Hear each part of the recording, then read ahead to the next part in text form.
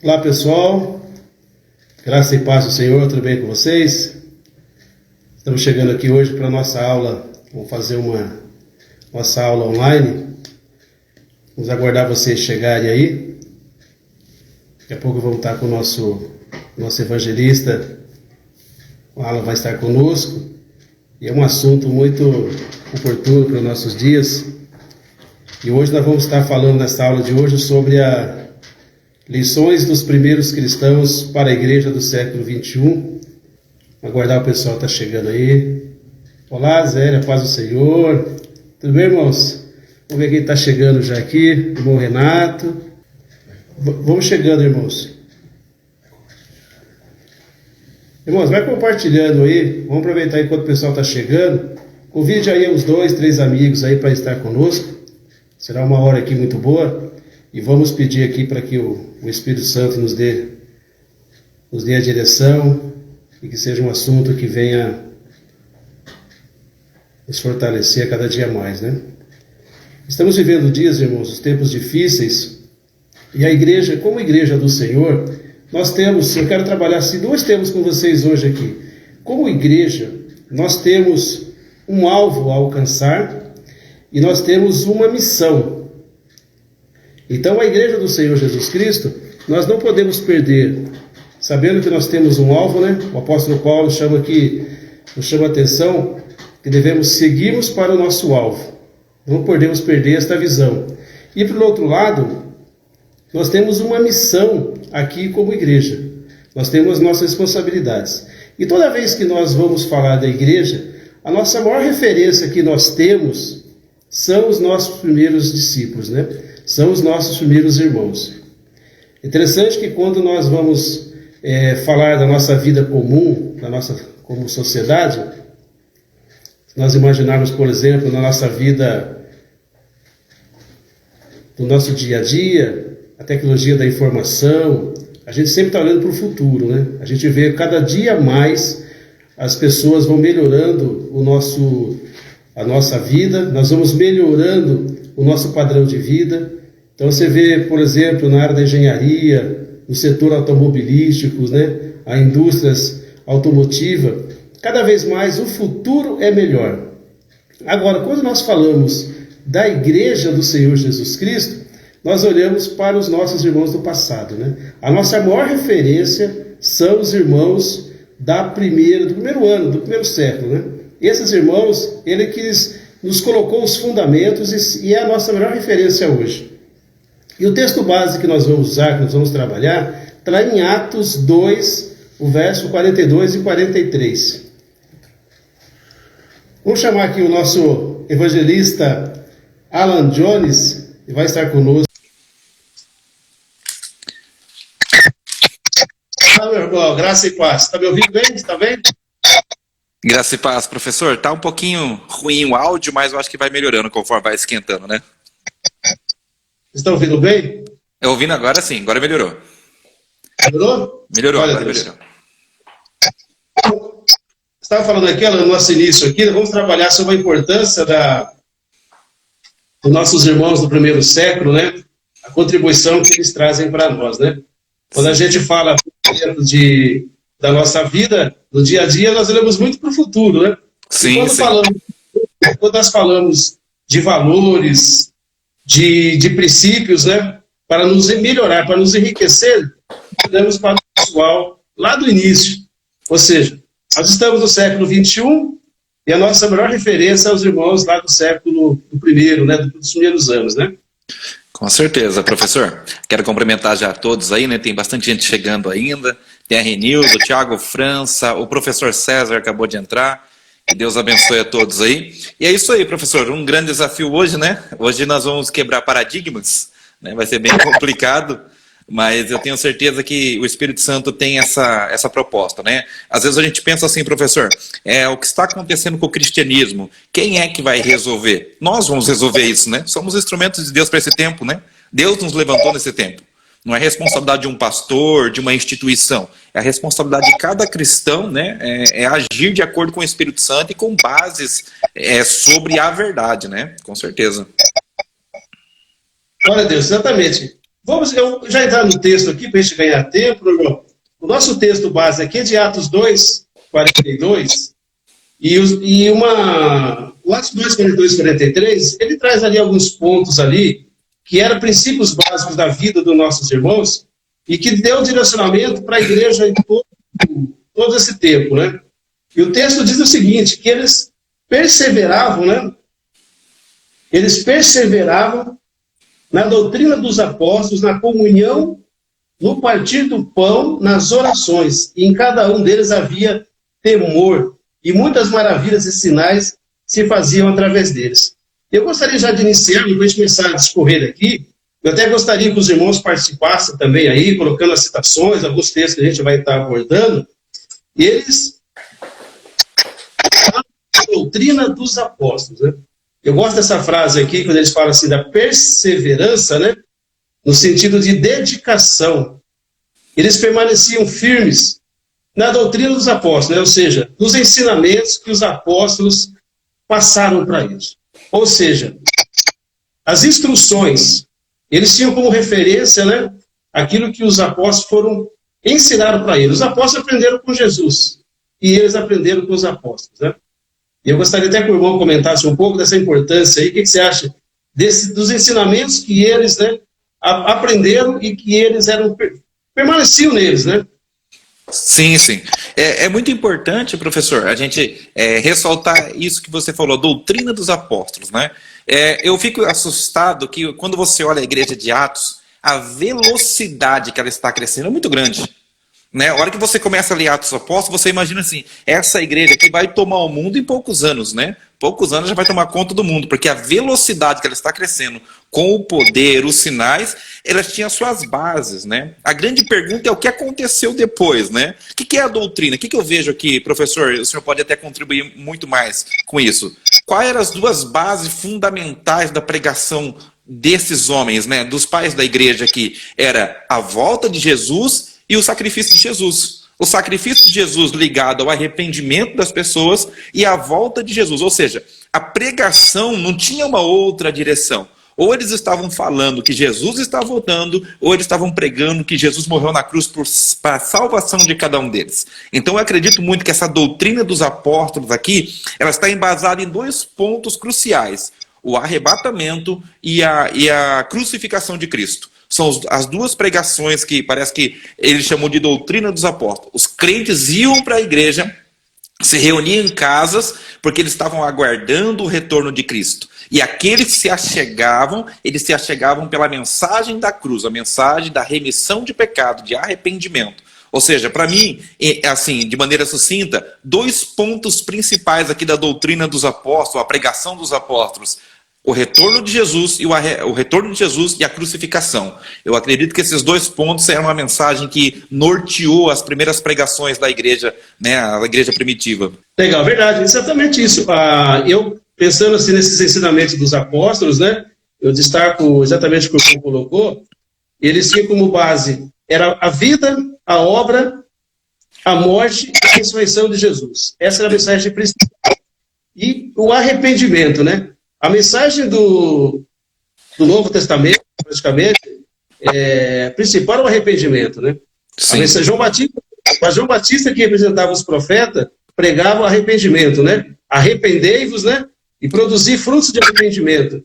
Sim. Ele batia a mensagem, né?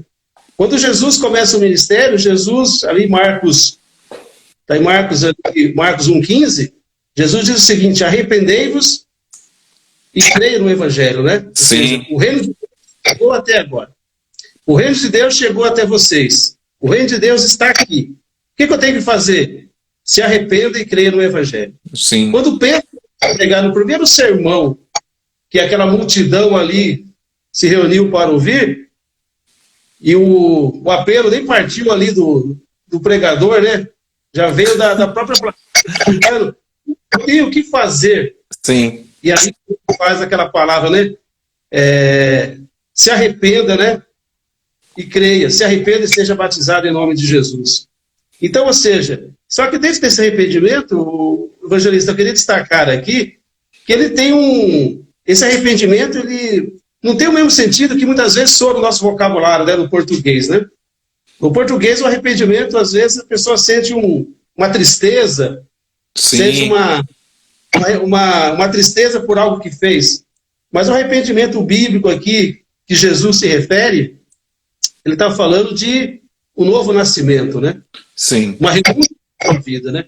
Eu devo criar a minha vida que eu estou vivendo e aceitar viver uma nova vida que Deus tem que estar propondo para nós agora. Sim, sim. E esse é um grande desafio para nós hoje, no século XXI, porque muitas vezes a pessoa deseja uma vida eterna, se prega muito sobre uma vida eterna, sobre um céu, e fala pouco sobre renúncia, abrir mão. Sim, sim. Né? Sim. É um evangelho hoje que está meio que diluído, né? Sim. O evangelho, assim, fala de salvação, fala de céu, fala de vida eterna, mas se fala pouco em abrir mão, em renunciar, em nascer de novo, né? Em tomar a cruz, né? Sim, sim. O evangelho sem cruz fica meio difícil, né?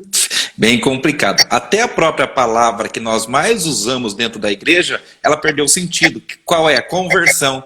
O que é convergir? Convergir, você está indo numa direção, você vira e volta numa direção totalmente oposta. Ou seja, a gente prega conversão, mas a maioria das pessoas já perdeu o sentido. O que é conversão, né? Conversão é você fazer totalmente diferente do que você estava fazendo. Você está indo para o sul, você vira e vem para o norte. Isso é uma conversão. Né? Quando você se converte, ou seja, eu deixo um caminho, né? O apóstolo Paulo, ele vai mais a fundo em Romanos 12, quando ele fala assim, que nós vamos transformar o mundo pela renovação da mente. E a renovação da mente só é possível pelo novo nascimento. Né? Pensar diferente, entender diferente, entender que aquela questão que eu fazia, que tinha aquele hábito ruim, ele precisa passar por um processo de transformação. É o que o irmão falou. É o evangelho sem cruz. Venha como está e permaneça como você está. Não precisa de mudança. Não precisa de nada. O cara era bandido, o cara fazia um monte de coisa, ele vem e continua sendo bandido. E ele fica dentro da igreja, né? Então não há conversão, não há arrependimento. O que você colocou é muito bem colocado. O arrependimento bíblico não é o arrependimento que está no dicionário Aurélio, do nosso português. O arrependimento no dicionário Aurélio pode significar um remorso. Né? O arrependimento bíblico, ele tem aquela consciência de erro e exige uma atitude contrária. Não é somente reconhecer o erro, exige uma mudança, né, da pessoa. Exatamente. E uma outra coisa aqui nesses ensinos dos apóstolos, para a gente mudar o tópico aqui, dentro desses ensinos, eles ensinavam muito com o testemunho, né? Sim. O testemunho. Então, por exemplo, diante daquelas perseguições, sendo jogado nas arenas, sendo ameaçado de morte, muitos sendo crucificados vivos, né, virando tochas humanas. Sim. E permaneciam fiéis, eles não mudavam, eles não negavam o evangelho. Sim. Então, eu acho que esse testemunho, e eu queria destacar aqui uma palavra que é muito comum nos nossos dias, diante de testemunho, que é a influência que os apóstolos tiveram na vida dos primeiros cristãos e que eles foram ter ao longo da igreja. E que todos nós, se nós desejamos alcançar alguma coisa na nossa vida, toda vez que a gente queira, a gente deseja crescer, seja dentro da nossa família, na nossa vida profissional, na nossa vida ministerial, nós sempre vamos ter pessoas que nos influenciam. Sim. A influência das pessoas no nosso dia a dia é muito importante. Sim. Então, eles tiveram uma influência dos apóstolos, os apóstolos foram influenciados por Jesus e eles transmitiam aquilo de geração em geração. Perder essa influência, né? Sim.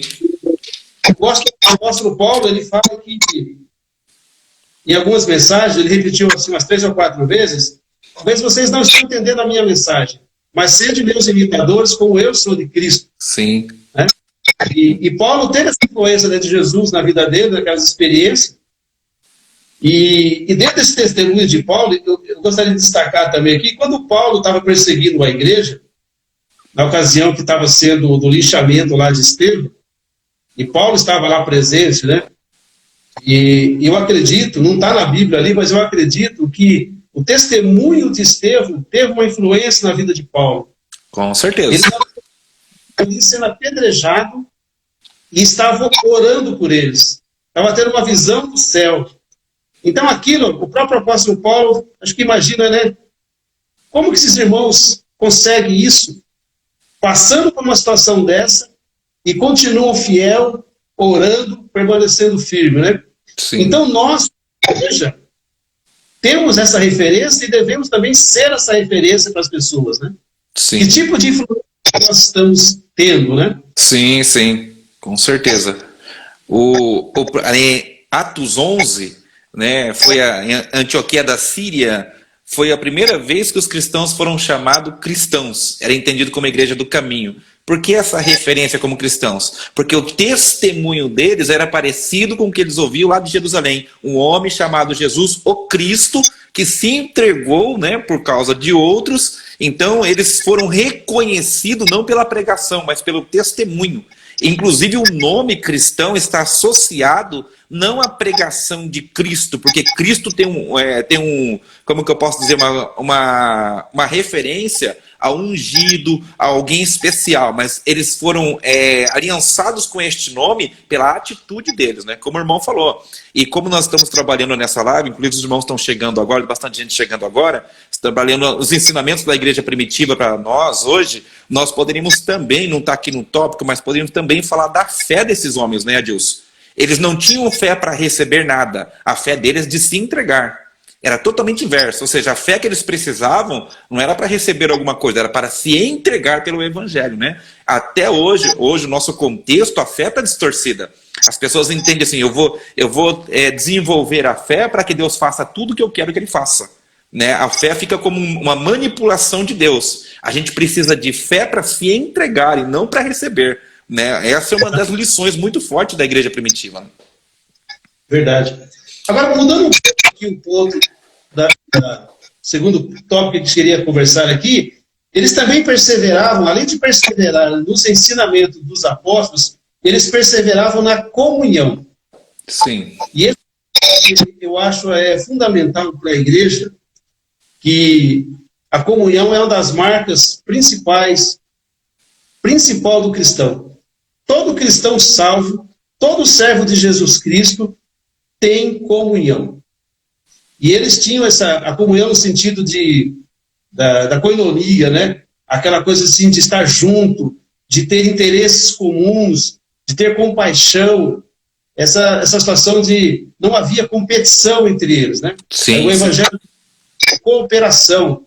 Ali não tinha aquela quem é melhor, quem é maior. Eles queriam estar juntos e eles estavam juntos nas orações, no repartir, nas necessidades que eles tinham. Sim, sim. Eu queria que você falasse um pouco sobre isso. Como que você vê essa questão dessa comunhão dos irmãos ali? A comunhão não mudou muito, né, Adilson, para hoje, né? O pessoal hoje tem comunhão. Tem até o texto aqui, né, de Atos 4, versículo 32, né? Os irmãos que estão aí conosco, se quiserem colocar alguma pergunta aí, se for pergunta fácil é para mim, difícil para o Adilson, tá bom? Então pode colocar sua pergunta aí se você quiser. Vamos lá, Atos 4:32 diz assim, ó, da multidão dos que creram eram em coração e alma. Ou seja, era uma unidade tão forte, tão poderosa, que a infiltração de Satanás através de contenda, de malícias, era reprimido de imediato. Era reprimido. A oferta de Ananias e Safira entrou atravessado no meio desta comunhão e foi reprimido de imediato pelo Espírito Santo. Hoje, Edilson, infelizmente, você olha nas redes sociais, é pastor brigando com pastor. Né? Os pastores brigam e o pior, os crentes aplaudindo. Os crentes tomam partido ali dentro das propostas nas redes sociais e vai, o fulano de tal está brigando, eu apoio o fulano. Então hoje não há nenhuma comunhão. Hoje você vai realizar um evento de uma cidade, você poderia convocar todas as igrejas evangélicas da cidade, mas faça isso para você ver. Para onde vai o membro, para quem vai receber o dízimo daquele membro. Hoje nós não temos comunhão. Talvez, Adilson, seja o ponto mais grave da igreja atual, a comunhão. Nós não temos. Isso falando de organizações. Agora, quando você olha para dentro da igreja, é muito pior. Né? O irmão fala do irmão. O irmão crente não fala com o pai dele. A irmã crente não fala com a mãe, o filho não fala com o pai, ou seja, começa dentro da família e se espalha para dentro da igreja. Há partidos dentro da igreja, há panelinhas, né, como as pessoas falam, tem panelinhas dentro da igreja. Eu não se envolvo com aquilo, não me envolvo com isso. Dentro da hierarquia da igreja, pastores, evangelistas, pregadores, há uma disputa de quem prega melhor, de quem se destaca mais, quem tem mais seguidores no Instagram, quem tem mais seguidores no YouTube. Ou seja, se existe uma coisa que está extinta, acho que é mais fácil você achar um dinossauro do que comunhão hoje. Está mais fácil, viu? Tem um texto, eu até pedi para os irmãos, quem puder colocar aí essa referência, que está lá em 1 João capítulo 1, de 5 a 9.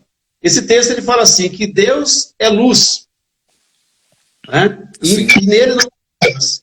E se nós estamos na luz, nós temos comunhão com Deus e temos comunhão uns com os outros. Sim. E o sangue de Jesus nos purifica de todo o pecado.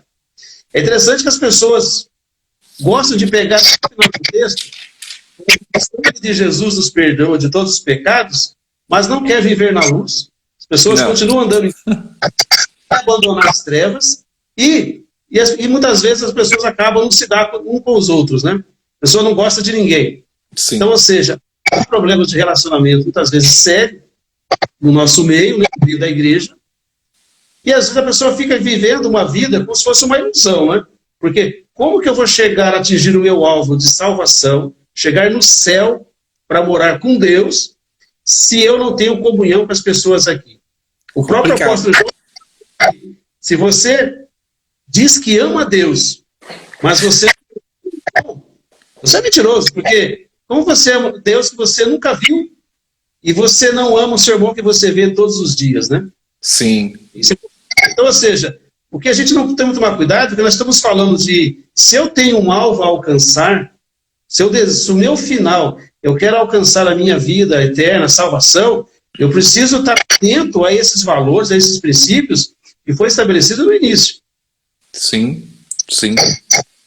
Essa questão que você pontua, a questão da unidade, Adilson, não que Deus precise de alguma coisa para fazer outra. Deus não precisa de nada, senão ele não é Deus. Mas uma coisa que era muito forte, até no capítulo 2, verso 43, né? Que diz assim que eles tinham, 42, fala que eles tinham perseverado na doutrina dos apóstolos, no partir do pão, nas orações, na comunhão.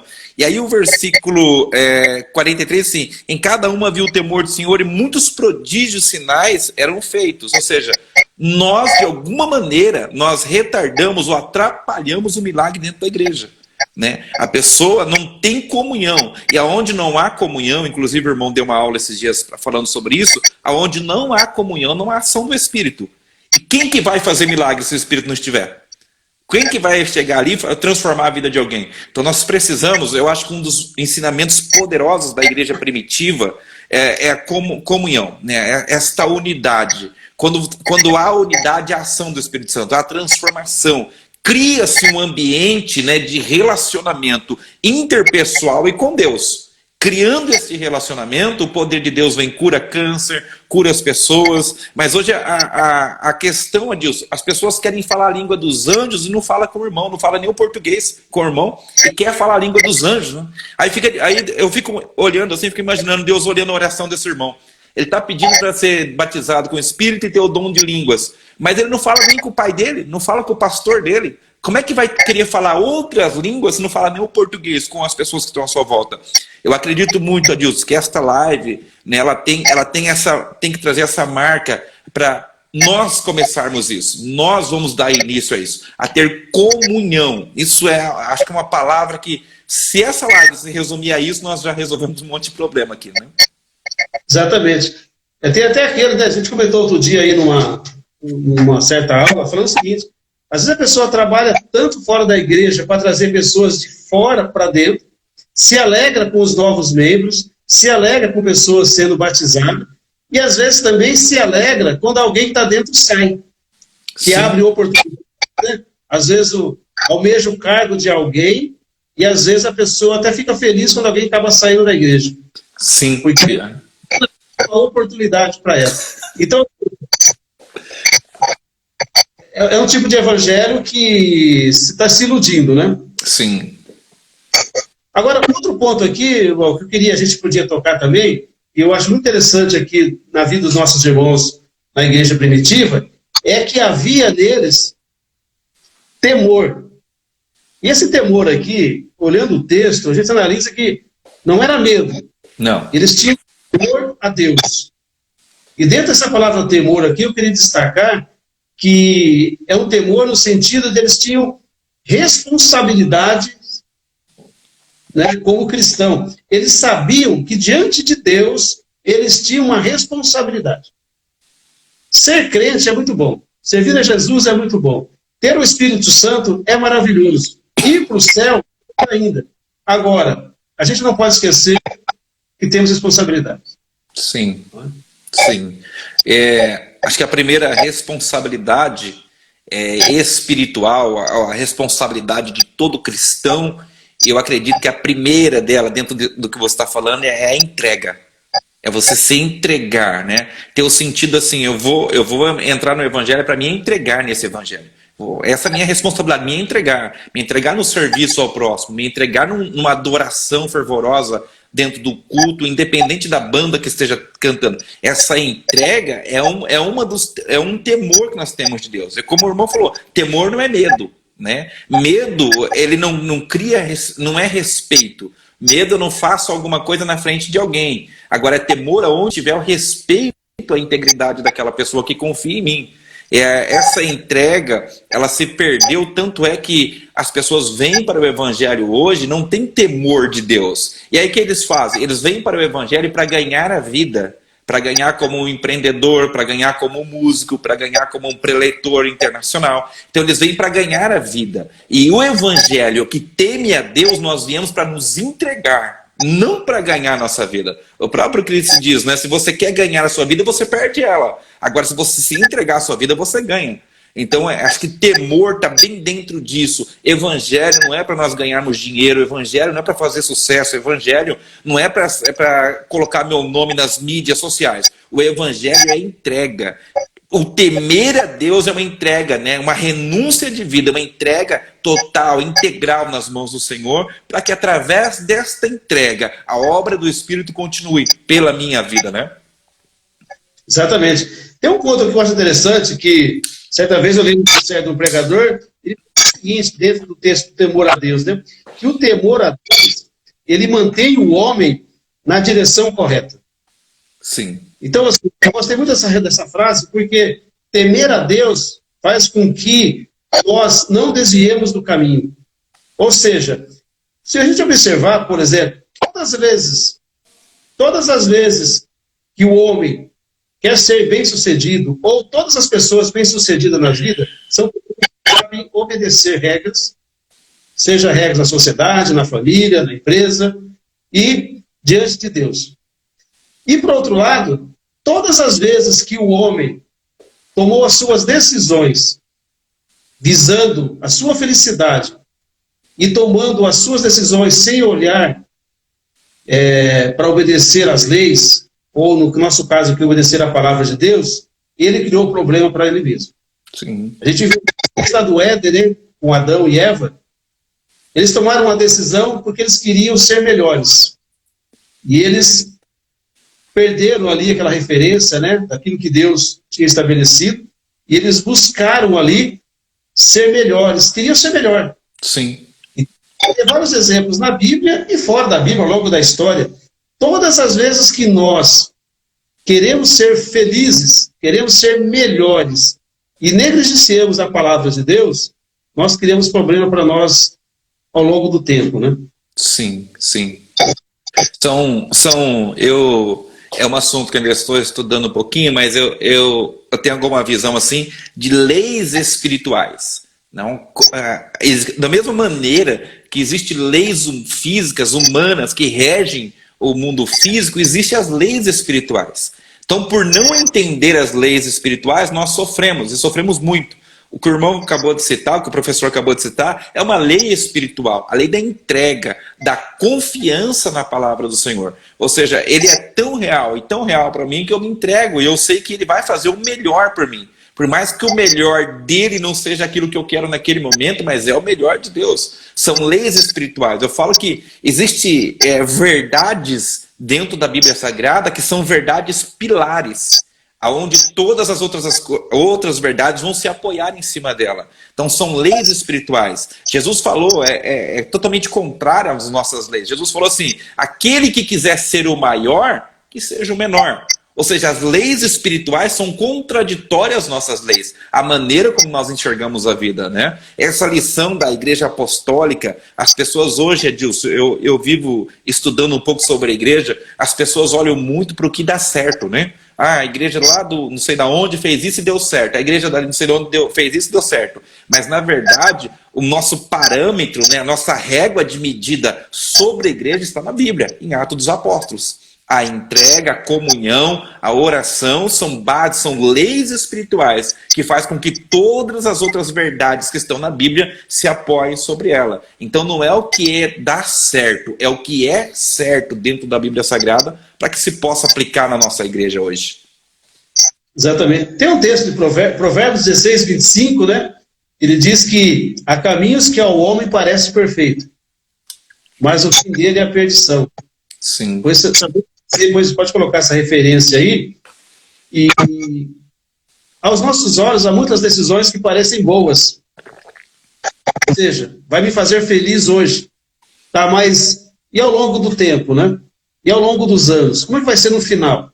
Sim. Então, assim, parece uma boa ideia, parece uma boa decisão que estou tomando agora. Sim. E em função disso, pessoas têm abandonado a sua fé, têm abandonado o ministério, pessoas têm abandonado família, em função de uma felicidade agora, mas às vezes com o decorrer, com o passar do tempo, muitos têm visto que aquela decisão não foi a correta. Sim. Né? Quantas pessoas hoje, que se fosse voltar atrás há 5 anos, se pudesse voltar há 10 anos, não tomariam aquela decisão? Então, ou seja, se tivesse aplicado um princípio do temor a Deus, o que diz a palavra de Deus, né? Tem um livro que é famoso, ele fala assim, em meu lugar, o que faria Jesus, né? Sim, sim. Esse autor, ele sempre fala nesse livro que, diante de algumas decisões, diante de algumas ações, a pessoa fala assim, se Jesus estivesse aqui comigo, que decisão que ele tomaria, né? Sim. Ela pode nos ajudar a tomar decisões corretas e não sair fora da palavra de Deus. E eu queria destacar aqui, tem 2 frases que tem um livro da história da igreja, que ele fala o seguinte, que os irmãos lá no início da igreja, no primeiro século, ao final de cada culto, ao final de cada reunião, tinha 2 frases que eles sempre despediam as pessoas, é como se fosse a bênção apostólica, né? Eles falavam o seguinte, irmãos, levem sempre muito a sério a palavra de Deus. Segunda frase, nunca brinque com a sua misericórdia. Então, ou seja, o apóstolo fala que vai dizer assim, com Deus não se brinca, né? Deus não se deixa escarnecer. Sim. Então, se tem uma coisa que nós devemos levar muito a sério é a palavra de Deus. Sim. Sim. E temos temor para nos balizar o nosso caminho, para que a gente possa ter o nosso fim que é desejado, né? Sim, sim. É bem importante, Edilson, ainda mais continuando dentro dessa questão de felicidade, da busca pela felicidade dentro do nosso contexto, a igreja como a referência de solução prática, instantânea para problemas, ela tem desencaminhado o cerne do evangelho, né? É muito interessante que você observa o começo da igreja apostólica, ela não está vivendo os melhores momentos fisicamente, é debaixo de perseguição. Eles estão crescendo aqui nos primeiros capítulos de Atos, debaixo de mortes, né? Perseguição. O irmão citou Estevão, né? Sendo apedrejado, e a morte de Estevão pode ter influenciado na conversão de um dos maiores pregadores do Novo Testamento. Então a igreja cresce aqui debaixo de perseguição, debaixo de luta, debaixo de muita humilhação, pessoas sendo arrastadas pelas ruas, sendo presa, morte, eles tinham que fugir, tinham que fazer reuniões escondidas. Ou seja, se esses cristãos estivessem buscando a própria felicidade, não teriam construído a igreja, não teriam. Hoje, Se o crente passar uma luta, ele vai embora da igreja. Ai de Deus se não fizer o milagre. Deus está perdido. É porque ele não consegue processar Deus. Não, ele processava Deus porque não fez o milagre na vida dele. Né? A busca é aviltante pela felicidade, a busca aviltante pelas soluções de problemas, né? E não na construção de caráter. Esta igreja, a igreja primitiva, ela cresceu regada por sangue. Muita gente não gosta de ouvir isso, mas ela cresceu regada pelo sangue dos pais que não negaram a sua fé. Né? Então a busca, nós devemos buscar felicidade, com certeza, somos seres humanos, mas a que preço? Não no preço de um evangelho medíocre que prega que Deus é um Papai Noel, que tem um saco gigante de bênção nas costas, que passa distribuindo dentro da igreja. Há uma construção em cada milagre. Cada problema ele é construtivo. O processo é construtivo. A igreja que está sendo construída aqui, ela está sendo construída debaixo de perseguição. A busca por felicidade nessa época deveria fazer com que qualquer um desistisse dessa igreja. Verdade.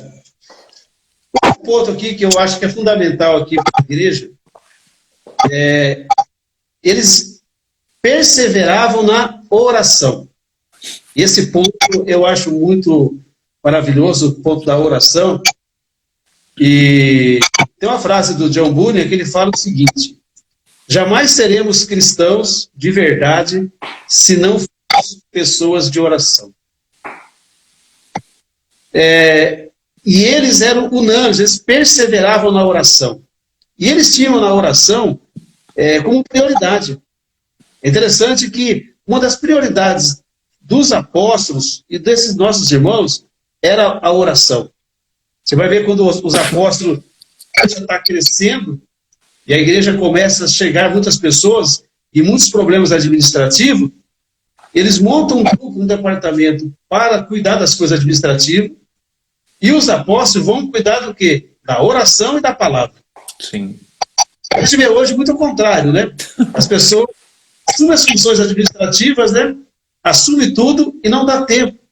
E eu vejo que uma das maiores estratégias de Satanás, do nosso adversário contra a igreja hoje, é nos manter distraídos, é nos manter ocupados. Nós temos tempo para fazer tanta coisa e nós não temos tempo de orar. Não dá tempo de orar. Então, ou seja, é uma distorção de valores, né? Então, estamos tão ocupados que não sobra tempo para orar. Não. E esse é a de Satanás contra a igreja. E uma outra coisa assim, que eu queria chamar a atenção aqui, e eles oravam. Uma diferença da oração dos nossos irmãos lá no início e de muitas pessoas hoje é que eles oravam antes do problema acontecer. Antes da oração. É um tema que é até pouco discorrido na igreja, se fala pouco disso, poucos autores às vezes têm falado sobre isso, que é oração preventiva. Até deixa a dica para gostar de pesquisar, é oração preventiva, é a oração quando tudo está bem, é a oração antes. E a gente vai ver isso na vida de Jesus, né? O Senhor Jesus, todas as vezes que ele ia tomar uma decisão importante, ou que ele tinha grandes encontros, você vai observar, principalmente no Evangelho de Lucas, você vai observar Jesus vindo da oração. Sim. Você vai ver, antes de Jesus convocar os 12, ele passou a noite em oração. Cada vez que Jesus tinha um grande encontro, você vai observar que ele retornava da oração. E muitas vezes ele deixava uma agenda cheia ali de pessoas buscando e com necessidade, e ele se retirava e iria orar. Orar. Verdade? Sim, com certeza. Desculpa estar mexendo aqui, que estava acabando a bateria, eu conectei aqui no carregador. Né? Oração é importantíssimo. Quero agradecer a Edna Carvalho, que está nos auxiliando aí, colocando todos os tópicos, versículos. Obrigado, Edna. Deus abençoe muito a sua vida aí, amém? Oração, Adilson, hoje não mudou muito. Os crentes gostam de orar, né? O crente gosta muito de oração. Você mede isso pelos cultos de oração que você faz, pela oração de manhã, no sábado de manhã em Campo Limpo. Tem um autor, o Bill Johnson, ele fala assim, você quer medir a popularidade de uma igreja, olhe os cultos de domingo de manhã. Está medindo a popularidade da igreja. Você quer medir a popularidade do pregador? O culto de domingo à noite. Ele falou assim, você quer medir a popularidade de Deus naquela igreja? O culto de oração. Né? Há um contraste, as pessoas não gostam de orar. Não gostam. Por quê? Eu penso assim, como nós estamos falando de princípios aqui, de verdades, pilares do evangelho, a gente precisa prestar atenção nisso. Nem toda oração muda um sistema, muda aquela circunstância. Tem situação que a oração muda você para enfrentar aquela circunstância. O caso clássico, né, é Jesus no Getsemane. Jesus não pediu para mudar a situação dele ali? Ele falou, passa de mim esse cálice. E aí ele levanta dali e o cálice continua lá. A cruz está esperando ele. Só que quando Jesus levanta daquela oração, ele levanta preparado para enfrentar a cruz. Então tem oração que não vai mudar a circunstância, vai mudar quem está orando. E o crente não entende isso, ele acha que toda oração vai ter um milagre, né? Os anjos vão descer, vai pegar fogo na sarça, o mar vai abrir, Jericó vai afundar, o leão vai jejuar. Nós entramos numa utopia na área da oração que acaba desanimando, porque aí ele ora, não acontece nada que ele esperou. Só que ele não percebe que aquela oração sustentou ele dentro do processo. Ele foi sustentado dentro daquele processo. Ele passa por circunstâncias difíceis, vencendo no poder da oração.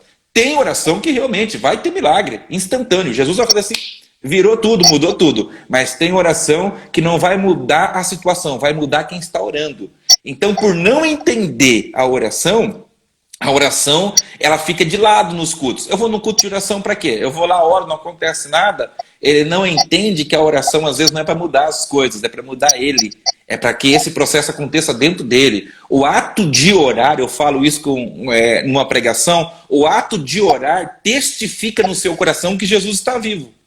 Porque eu não falo com morto. Você fala com morto, professor? Eu não falo com morto. Então, quando eu estou falando, eu estou crendo na minha alma. Jesus está vivo, eu não me comunico com o morto. Então, quem não ora, inconscientemente ou indiretamente, está dizendo que Jesus não está vivo. Porque se ele tivesse convicção que Jesus está vivo, ele falava com ele todo dia. Porque ele diz assim que o ouvido dele não está gravado para que não possa ouvir, nem seus olhos tapados para que não possa ver. Ou seja, Jesus está ouvindo. Então, a oração é uma ferramenta de guerra da igreja. Igreja que não ora é igreja fraca. Crente que não ora não é crente, é presa do diabo, porque a oração nos fortalece, a oração nos faz melhor. Exatamente, Alan. Uma coisa que você colocou aí que a oração não muda algumas situações, porque muitos estão habituados, nós mesmos temos esse hábito de orar quando surge o problema. Sim. A oração, ela não muda a consequência. Se eu tomei uma decisão errada, se eu fiz um péssimo negócio, se eu assumi um compromisso errado, se eu não orei antes de assumir, se eu não orei antes de fazer, as consequências Deus não muda. Sim. Deus vai nos dar a condição de passar por aquele problema. Sim. Porque o problema aconteceu. Não vai ter como mudar aquilo. Sim. Então, vai mudar a situação, mas vai te fortalecer para passar por ela. Sim. O que eu gostaria de destacar aqui, que nós precisamos aprender com os nossos irmãos lá do início, é que eles oravam antes. Eles iam fazer um trabalho com a igreja, ia pregar o evangelho, ia fazer uma visita para alguém, eles oravam antes. Ia fazer uma missão, uma ação numa outra cidade, eles oravam antes. A gente vai ver muito em Atos dos Apóstolos, o apóstolo Paulo, querendo ir para alguma cidade, o Espírito Santo não deixar. Não é hora de ir para lá. Continue aqui, porque eu ainda tenho coisas aqui. E teve vezes que Paulo ia ficar na cidade e o Espírito Santo falou, não tem mais nada para fazer aqui. Vai embora para outro lugar. Então, esses irmãos, eles nos ensinam que nós devemos aprender a oração preventiva e não aquela oração reativa. Sim, sim. Por exemplo, você marca uma reunião de oração, se aquele irmão que está bem, aparentemente está bem, ele fala, eu não preciso ir para a oração, porque a minha vida está estável. Sim. Ou seja, deveria ser o contrário. Tem uma experiência, eu acho que está lá em 2 Crônicas 15, que é do rei Asa. O rei Asa, ele experimenta um tempo de paz, E Deus dá um período de paz para o rei, e ele convoca a igreja e os irmãos para orar. Irmãos, Deus nos deu um tempo de paz. Vamos nos armar, vamos fechar as portas, vamos orar, porque Deus estabeleceu um tempo de paz para nós. Sim, sim. E depois, contra as lutas, eles estavam preparados. Sim. Então, ou seja, precisamos parar com essa questão de orar só quando o problema já aconteceu. Isso mesmo. Então, ou seja, eu vou assumir um compromisso, eu vou fazer uma aliança, eu vou fazer um negócio. O que que Deus pensa a respeito disso? Sim. Como que vai ser a minha vida na cidade? É melhor eu trocar de emprego agora? Enfim, o que que eu vou fazer? Se eu sou cristão, e como o irmão falou, se eu creio num Deus que é vivo e que me ouve, o que que ele tem a dizer a respeito disso, né? Exatamente. E o texto que você citou, eu gosto muito do rei Asa, está em 2 Crônicas 14:7. Esse texto é fantástico, que ele fala de preparar as portas enquanto está em paz, né? E o que você falou, orar antes, né? Tem crente que não ora nem antes da refeição, ele lembra que não orou depois que comeu, ele ora depois que comeu, né? Orar antes para ele não é nem antes da refeição. Então é complicado. Oração hoje é uma coisa assim que as pessoas realmente abriram mão. As pessoas não oram, não gostam de orar. E outra coisa importante que o senhor colocou aqui, professor, achei muito pertinente. A orar antes de fazer alguma coisa, né? Ou orar para mudar aquilo. Tem pessoas que fazem o erro, cometem um erro porque não orou. Aí depois ele quer que Deus mude o resultado. Gálatas fala assim, não tem. Gálatas fala assim, eu não lembro agora se é 5 ou capítulo 6, ele fala assim, de certo que com Deus não se zomba, aquilo que come planta, ele colhe. Então quando você ora para Deus mudar o resultado de uma coisa que você plantou, segundo Gálatas, você está tirando o sarro de Deus.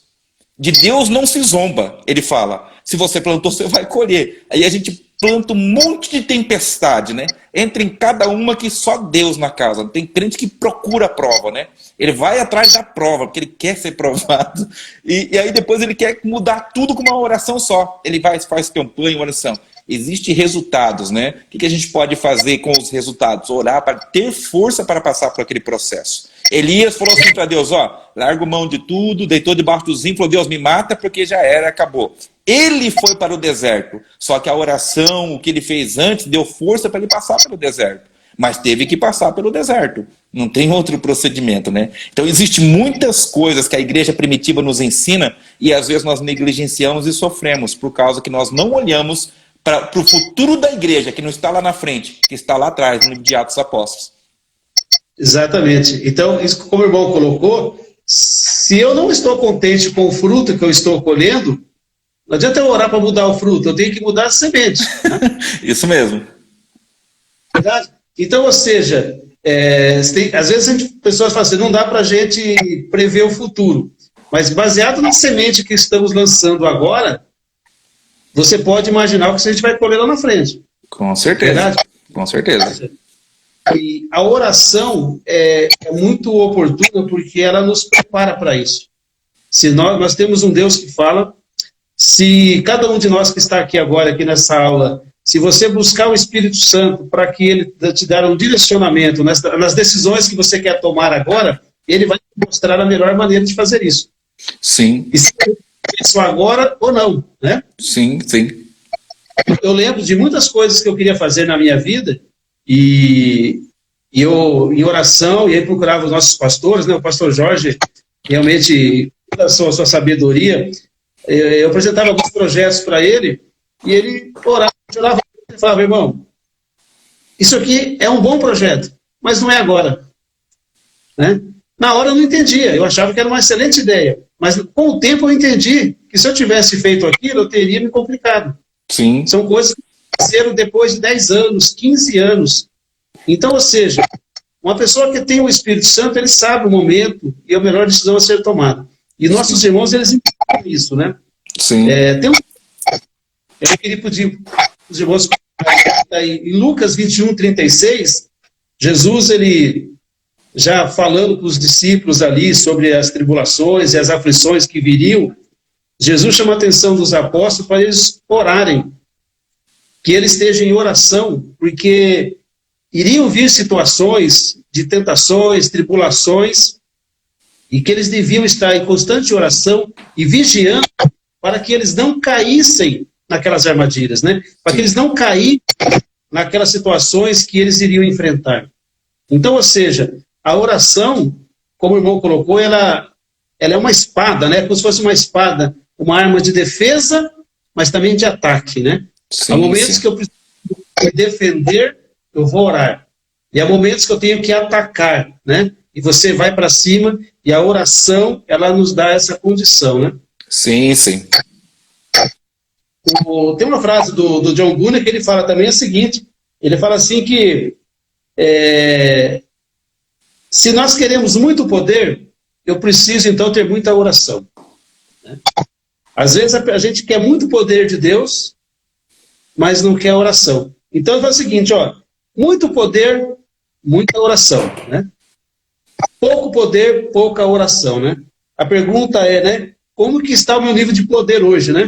Sim. Será que isso é mesmo, né? Ou não, né? Sim, sim. Mas hoje o pessoal quer o poder através do download, né? O upload, o download, na verdade. Não precisa de orar. Vamos ali, receba a oração. É importante pontuar também, professor. Tem bastante pessoas nos assistindo. Pastor, evangelista, o grupo de oração, eles estão na igreja realmente para interceder pelas pessoas. Mas nunca caiam no erro que a intercessão de um pastor, de uma pessoa que está orando por você, substitui a sua oração. Nunca. Né? Às vezes a pessoa fala, está falando isso porque não gosta de orar para as pessoas. Não, nós estamos aí para orar pelas pessoas. Mas a nossa oração não substitui a oração da pessoa. Né? As pessoas falam, recebi a oração no culto do domingo. Ele passa a semana inteira sem orar, sem falar com Deus, porque ele foi no culto do domingo e recebeu uma oração. Né? Essa é uma grande armadilha e é muito bom estar falando sobre isso, olhando para a igreja primitiva, que o norte era tomado a partir da oração. Né? Eles não iam na direção sem antes orar. Né? Isso é muito importante. Professor, o Instagram vai cortar daqui a pouquinho. Quer abrir para pergunta para as pessoas? Não, eu só queria, para a gente já concluir, dentro do tema que a gente estava discorrendo aí, chamar a atenção o seguinte, que nós não podemos perder, como igreja, como cristãos hoje, nós não vamos perder o nosso alvo, nós temos um alvo a alcançar, que é a nossa salvação, e também nós temos a nossa responsabilidade como cristão, né? Sim. Ou seja, eu não posso ficar tão ocupado com os trabalhos da igreja e descuidar da minha vida, da minha unção, da minha salvação. O apóstolo Paulo, em Coríntios, depois eu peço para alguém colocar aí, em 1 Coríntios 9, 27, ele fala assim, que eu mesmo não venha a ganhar muitas pessoas para Cristo e eu ser reprovado por ele. Sim. Se o Paulo tinha essa preocupação de abrir tantas igrejas, tantos trabalhos e ser reprovado, você imagine nós. Sim. Então, assim, eu não posso perder essa visão, né? Eu tenho que ganhar as pessoas para Jesus, mas o maior campo missionário nosso é nós mesmos, né? Sim, senão exatamente. Exatamente. Fica à vontade para você despedir aí, as considerações finais aí.